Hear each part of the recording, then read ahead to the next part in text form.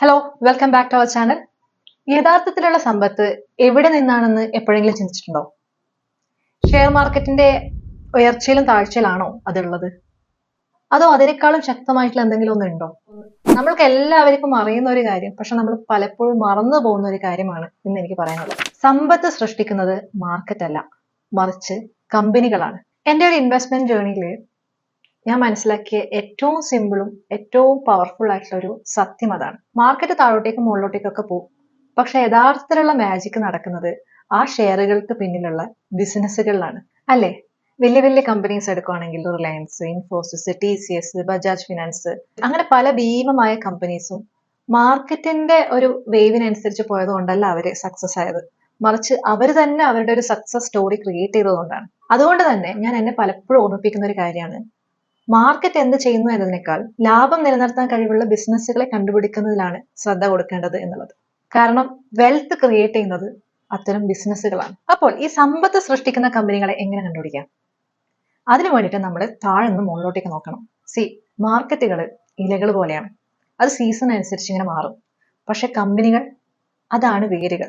ശക്തമായ വേരുകൾ ഉണ്ടെങ്കിൽ മാത്രമേ മരത്തിന് കൊടുങ്കാറ്റിനെ താങ്ങാൻ കഴിയുള്ളൂ. അതുകൊണ്ട് തന്നെ ഇലകളെക്കാളും കാലങ്ങൾ താങ്ങാൻ കഴിവുള്ള ആ വേരുകളെ വേണം നമ്മൾ ശ്രദ്ധിക്കാൻ. കൊടുങ്കാറ്റിനെ താങ്ങാൻ കഴിയുന്ന ബിസിനസ്സുകളെ കണ്ടുപിടിച്ചു കഴിഞ്ഞാൽ നമ്മൾക്ക് വെൽത്ത് ക്രിയേറ്റ് ചെയ്യാൻ പറ്റും. എങ്ങനെയാണ് ഇത്തരം കമ്പനീസിനെ നമ്മൾ മനസ്സിലാക്കുക?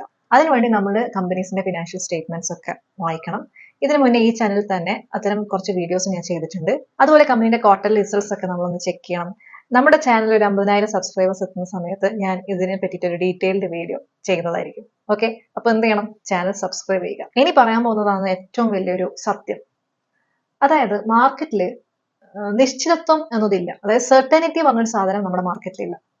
മാർക്കറ്റിൽ മാത്രമല്ല, നമ്മുടെ ലൈഫിലും ഇല്ല. നമ്മൾ മനസ്സിലാക്കേണ്ട ഒരു സത്യമാണത്. പല ആൾക്കാരും ഫുള്ള് പ്ലാൻ ചെയ്യും, ഫ്യൂച്ചർ ഇങ്ങനെ പ്ലാൻ ചെയ്യും. പക്ഷെ ഫ്യൂച്ചർ എന്ന് പറയുന്നത് അൺസർട്ടൻ ആണ്. നമുക്കറിയില്ല മുന്നോട്ട് എന്താണെന്ന്. അതാണ് അതിന്റെ ഒരു ബ്യൂട്ടി, അല്ലെ? ലൈഫിന്റെ ഒരു ബ്യൂട്ടി എന്ന് തന്നെ പറയുന്നത് ആ ഒരു അൺസർട്ടനിറ്റി അല്ലേ? നിങ്ങൾ തന്നെ നിങ്ങളുടെ ജീവിതത്തിലെ ആ വഴികളൊന്ന് ചിന്തിച്ചു നോക്കൂ. എല്ലാം പ്ലാൻ ചെയ്ത പോലെയാണോ നടന്നത്? അല്ല, പല അൺസർട്ടനിറ്റീസും വന്നിട്ടുണ്ട്. ചിലതൊക്കെ നിങ്ങളെ സങ്കടപ്പെടുത്തിയിട്ടുണ്ടാവും, ചിലതൊക്കെ നിങ്ങളുടെ ലൈഫ് വളരെ ബ്യൂട്ടിഫുൾ ആക്കിയിട്ടുണ്ടാവും, അല്ലെ? അപ്പൊ എപ്പോഴും we need to embrace the uncertainty. പല ആൾക്കാർക്കുള്ള ഒരു പ്രശ്നമാണ് ഫ്യൂച്ചറിനെ പറ്റി ആലോചിച്ചിട്ടുള്ള ഒരു വെറി. ഫ്യൂച്ചറിനെ പറ്റി ആലോചിച്ച് വെറി ചെയ്തിട്ട് കാര്യമുണ്ടോ? നമ്മൾ തന്നെ ഇരുന്ന് ചിന്തിച്ചാൽ നമുക്ക് ഉത്തരം കിട്ടും, കാര്യമില്ല.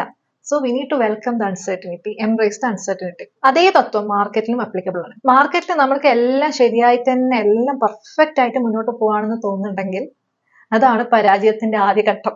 കാരണം മികച്ച ബിസിനസ്സുകൾ പോലും താഴോട്ടേക്ക് പോകും.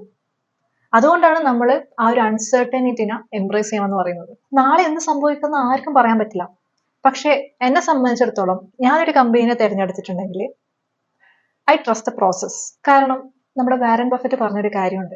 എന്താണ്? The stock market is a device for transferring money from the impatient to the patient.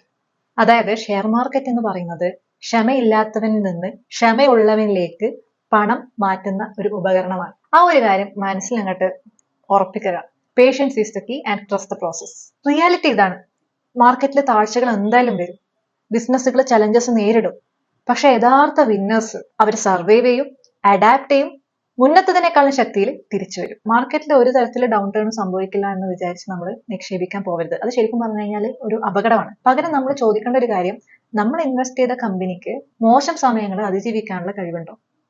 ഉണ്ട് എന്നാണ് നമ്മൾക്ക് ഉത്തരം കിട്ടുന്നതെങ്കിൽ നമ്മൾ യഥാർത്ഥത്തിൽ ഒരു വിജയനെ കണ്ടുപിടിച്ചു എന്നാണ് അർത്ഥം. നമ്മൾ പറയാറില്ലേ, സ്മൂത്ത് സീസ് never made A skilled sailor എന്നുള്ളത്. അതായത് ശാന്തമായ ഒരു കടലിനെ കഴിവുള്ള ഒരു നാവികനെ കണ്ടുപിടിക്കാൻ പറ്റില്ല. നമ്മുടെ ലൈഫിൽ അങ്ങനെയാണ്. നമ്മൾക്ക് ചലഞ്ചസ് വരുമ്പോഴാണ്, അല്ലെ, നമ്മളുടെ ബെസ്റ്റ് പുറത്തേക്ക് വരിക.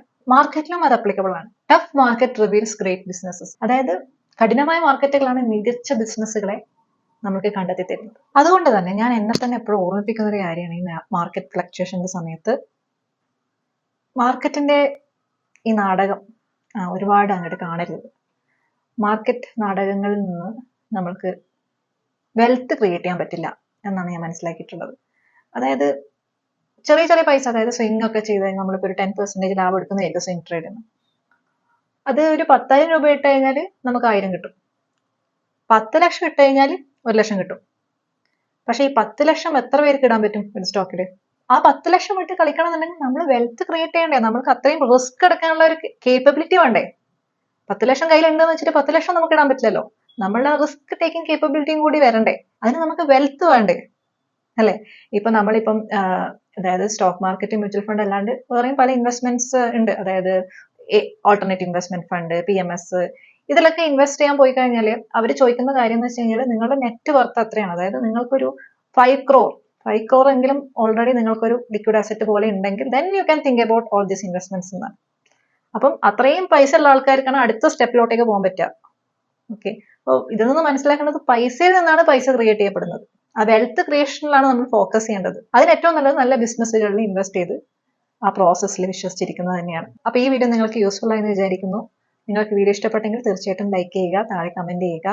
ഒന്നും കൂടി ഓർമ്മിപ്പിക്കുകയാണ്, മാർക്കറ്റ് അല്ല നമ്മളെ റിച്ച് ആക്കുന്നത്, മറിച്ച് കമ്പനീസ്, നല്ല ബിസിനസ്സുകളാണ് നമ്മളെ റിച്ച് ആൻഡ് വെൽത്തി ആക്കുന്നത്. അപ്പോൾ നിങ്ങൾക്ക് എന്താണ് ഇതിനെ പറ്റിയിട്ടുള്ള അഭിപ്രായം? താഴെ കമന്റ് ബോക്സിൽ രേഖപ്പെടുത്തുക. നമുക്ക് അടുത്ത വീഡിയോയിൽ കാണാം. Take care.